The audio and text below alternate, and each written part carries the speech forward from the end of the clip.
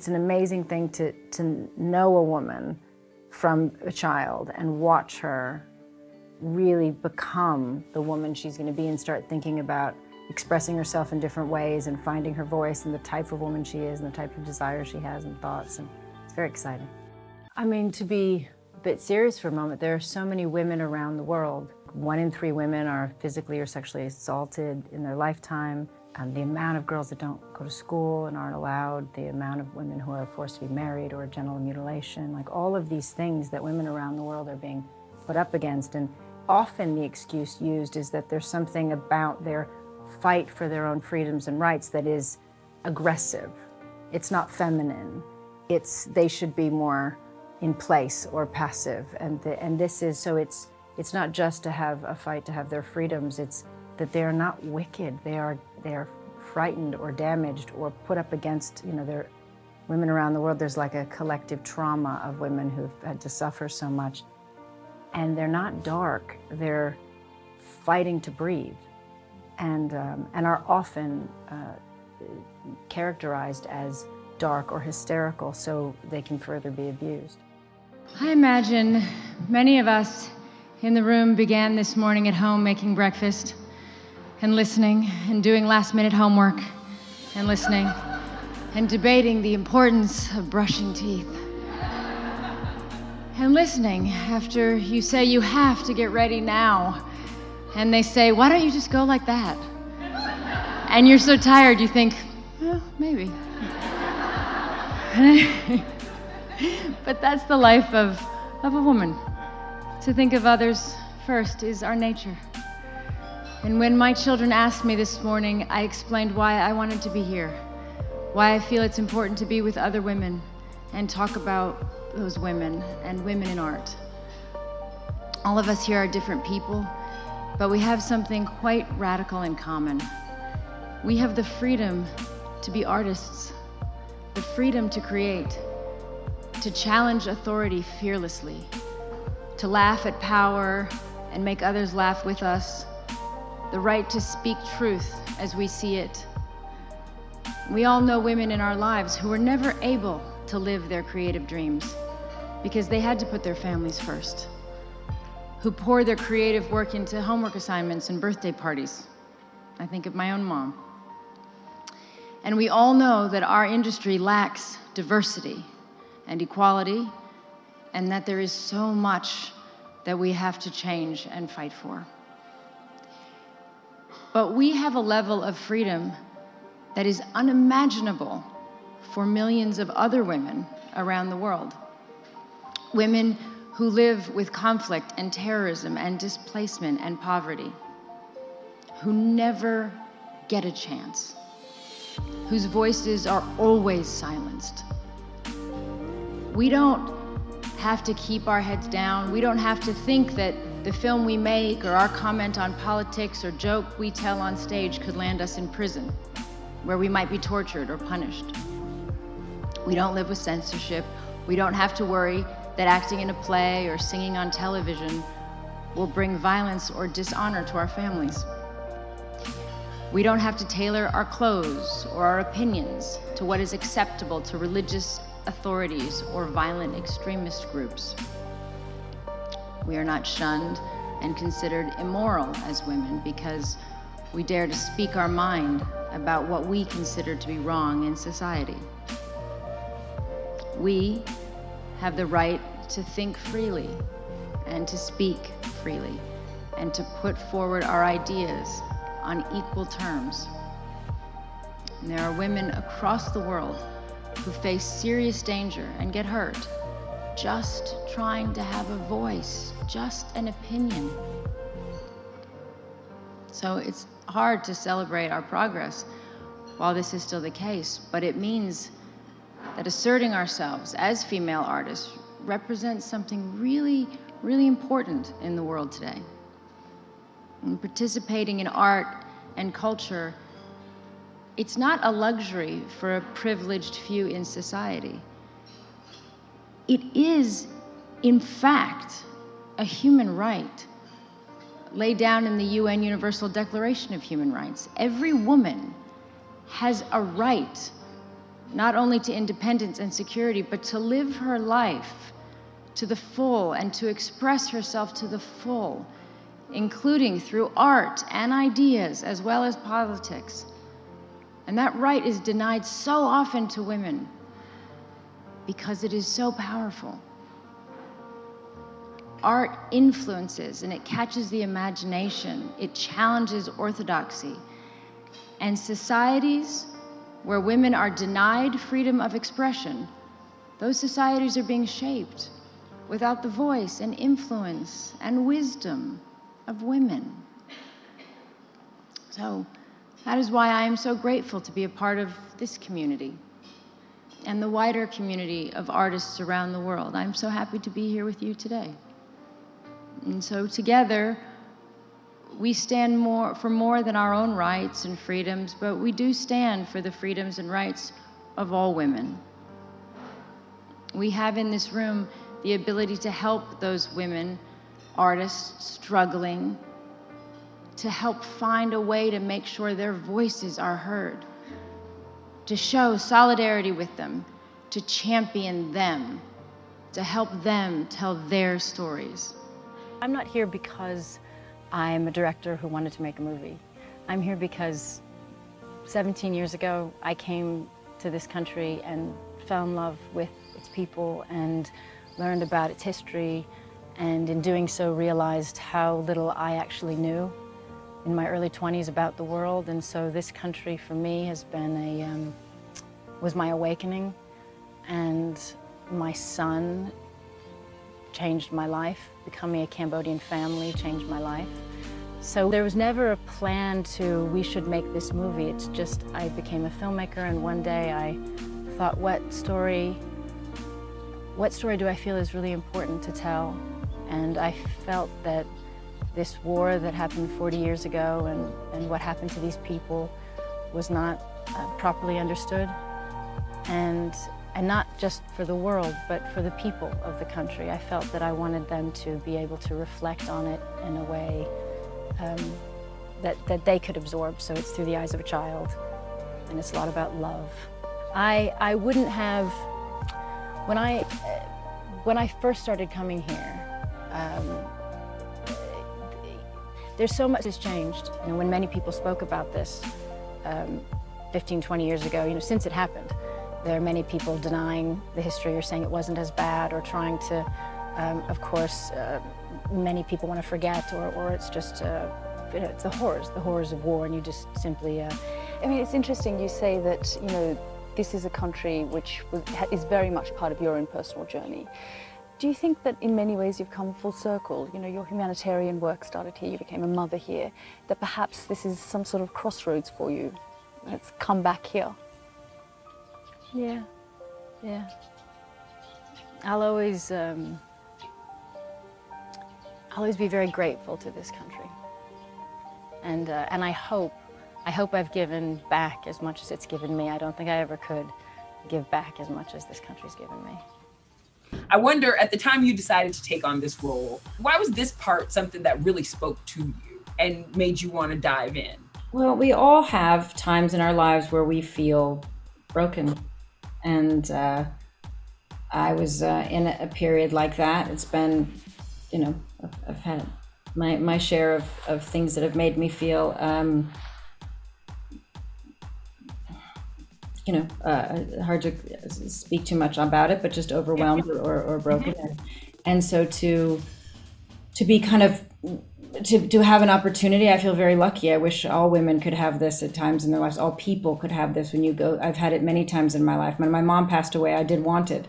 You know, It's part of something that when you feel like you just want to kind of hide under the covers, or you're not sure what you've got left in you, you get an opportunity. And I would encourage anybody to do it. You're not a film actor, doesn't matter. Go somewhere, see what you got in you, put yourself against the elements, or try something you've never tried, and kind of try to rediscover that strength within. I think before then, just, you know, contribution. I think that's what I try to tell my kids. It's not, you can try a bit of this, you can do this with your life or that, but at the end of the day, what's your contribution? What's your contribution to others? Yeah, you know? I love that. I'm very humbled to be here tonight among so many extraordinary artists. My mother loved art. She loved film. She supported any crazy thing I did, but whenever it had meaning, she made a point of telling me that is what film is for. And she never had a career as an artist. She never had the opportunity to express herself beyond her theater class. But she wanted more than for herself. She wanted for Jamie and I to know what it is to have a life as artists, and she gave us that chance. She drove me to every audition, and she would wait in the car for hours, always make me feel really good all the times I didn't get the job. And when I did, we would jump up and down and scream and yell like little girls. She wasn't really the best critic, since she never had anything unkind to say. But she did give me love and confidence, and above all, she was very clear that nothing would mean anything if I didn't live a life of use to others. And I didn't know what that meant for a long time. I came into this business young and worried about my own experiences, my own pain. And it was only when I began to travel and look and live beyond my home did I understand my responsibility to others. And when I met survivors of war and famine and rape, I learned what life is like for most people in this world, and how fortunate I was to have food to eat, a roof over my head, a safe place to live, and the joy of having my family safe and healthy. And I realized how sheltered I had been, and I was determined never to be that way again. We are all, everyone in this room, so fortunate. I have never understood why some people are lucky enough to be born with the chance that I had to have this path in life, and why across the world there's a woman just like me with the same abilities and the same desires, same work ethic and love for her family, who would most likely make better films and better speeches. Only she sits in a refugee camp, and she has no voice. She worries about what her children will eat, how to keep them safe, and if they'll ever be allowed to return home. I don't know why this is my life, and that's hers. I don't understand that, but I will do as my mother asked, and I will do the best I can with this life to be of use. And to stand here today means that I did as she asked, and if she were alive, she'd be very proud. So thank you for that. As a mother, how do you relate to her in the sense of, or like finding that balance of letting your kids do what they want to do, especially now that you have teenagers, but still being the protective mama bear? Like, there is a balance there, I feel like. Yes, there is. I think I have an easier time at the Maleficent. I think it is very hard for her. Also, she just really doesn't trust humans. And Angie, for you slipping back into this delicious character, is it just as exciting the second time around? Yes, and different and fun in different ways, because the first time was such an exploration, and you were younger, and it was so fun and so sweet, and it was a lot of fun. And now it is, we are family. We have a different relationship, and so the way we can spar and play and go deeper, and now I get to work with Michelle, so it became a whole new experience for me. Yeah. I really don't know. I was sitting here thinking, because I think you have to make all the mistakes, you have to go through everything, you have to just, because everything somehow leads to something else, and it's you, so I would just hang on. That's what I would say. Hang yourself. Just hang on. Strap yourself Hang in. on. It'll be okay. You're gonna love being a mom. Okay. Oh. The ugly truth is that violence in homes is normalized in our country. Between 4 and 7 children die daily in America from child abuse and neglect, and 800 children have been murdered by a separating parent since 2008. The idea of sovereignty of a family home is being used to abuse the members within it. But victims of abuse in this country who deserve consideration and respect and attention of Congress as much, if not more, than any other crisis we face. We know Angelina Jolie as an actor and an Oscar winner, but she's also a dedicated humanitarian, and on this day, one of the advocates at a White House celebration for the signing of the Violence Against Women Act. It took time to change the culture, and you did it. President Biden walked hand in hand with Ruth Glenn, who leads the National Coalition Against Domestic Violence. This has been kind of an uphill battle. Yes, absolutely. I met up with Ruth and Angelina in Washington.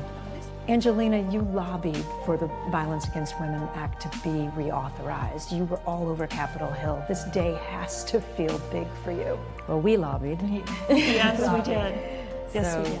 for all of us and for all of those who've been doing it for a very, very long time, this is a long time coming. First of all, I want to acknowledge the children who are terrified and suffering at this moment, and the many people for whom this legislation comes too late. As survivors of abuse know all too well, victims of our failed systems are not allowed to be angry. You're supposed to be calm and patient and ask nicely. But you try staying calm when it's as if someone is holding your head underwater and you're drowning. Try to stay calm when you're witnessing someone you love being harmed. Try to stay calm if after you were strangled and you find the courage to come forward, you discover that your chances of proving the abuse are now gone because no one took into account the different ways bruising presents on black and brown skin, and they failed to check properly for signs of injury. I am in awe of the parents who, after the murder of their children, have fought to change the law to protect the next child. Parents like Anna Estevez, mother of Piki, Kathy Sherlock, mother of Caden. Even though that means reliving every day the horror and pain and loss, and remembering how they begged for help to protect their child and were belittled and ignored. There are people in this room who have suffered abuse and been denied justice, but have worked for years to ensure that this VAWA reauthorization achieves certain basic protections that no survivor should have to ask for. Humanitarian work is well known, you're very dedicated to that. It started back with Lara Croft, didn't it, in Cambodia? Is that where it first sort of started for you? I think it was the first time I was in Cambodia, it was the first time I realized, I think we all have that moment in our lives where we kind of really question how much we know and our education and what we've been told. Mm-hmm. And we realize that we have to do our own digging and our own research and find out what the truth is really for us. And at the time there was a lot of violence happening in Sierra Leone, and so I did a lot of research, and then I asked to go to Sierra Leone, and I went, and it was the first time I was in that kind of a situation. My whole life changed. I realized how sheltered I'd been and how fortunate I was, and how, and I felt horrible for ever having been self-destructive or self-pitying, because in comparison to what people really go through, I'm so blessed, and I just felt a responsibility to be a better person. At the moment, it's a very important subject given what's happened in Nigeria, this extraordinary story of these children missing. I know you've talked about it, but how does one prevent that happening, do you think? Well, I think part of the reason that this happens is these men believe that they can get away with it because in the past they have, and I think you know that they see women as disposable to them, that they can just, that they don't believe they have a right to education is a horror, and on top, but the you know, but to believe that you can take them as property and sexually assault them and sell them, and it's something from the dark ages. It is just so horrific, but it's not isolated to Nigeria. So people, at a deeper level, a country that believes that all men and women are born free and equal cannot be true to itself if it doesn't defend those principles for all people, wherever they live, regardless their circumstances and no matter how desperate their struggle. In fact, our support should be strongest where rights are threatened the most. We live at a time of blatant disregard for the laws of war that forbid attacks on civilians. And think of how much more we could achieve with women's equal participation in all aspects of society. Not at the expense of men, but alongside men, because we are all partners in this life. We humans are capable of horrors and unspeakable cruelty, but we are also capable of building civilizations, improving laws, demanding justice. We are willing to fight for people we've never met and for their families. We fall, we fail, we lose our way, often when we're made to feel afraid. But in our moments of strength and clarity, we know that all people are in fact equal. We know that while we can and should be proud of who we are individually, we're a part of a global world. And we know that we are supposed to come together in defense of something greater than ourselves.